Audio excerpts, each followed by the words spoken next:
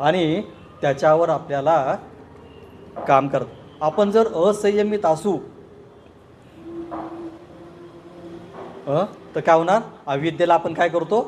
अविद्येला खाद्य पुरवतो, अविद्येला आपण पोषण करतो, तिचं अतिशय मोठं तिला बलवान करतो. आणि म्हणून आपल्याला मी कथा मागच्या एका रविवारच्या वर्गात सांगितली होती. बुद्धाच्या त्या एका ह्याच्यामध्ये ती कथा आलेली आहे ग्रंथामध्ये. एका दिवशी एक राजा प्रसेनजित वगैरे असेल तो येऊ लागला आणि त्याच्या आजूबाजूला कोण होते? सैनिक होते.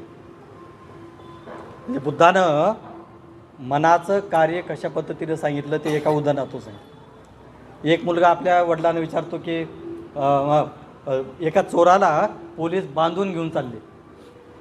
एका बाजूला काय झाले? तो मध्यभागी आणि सगळे सैनिक आहेत त्याच्या पाठीमागे चालले. मग तो मुलगा आपल्या वडिलांना विचारतो की बाबा तो कोण आहे?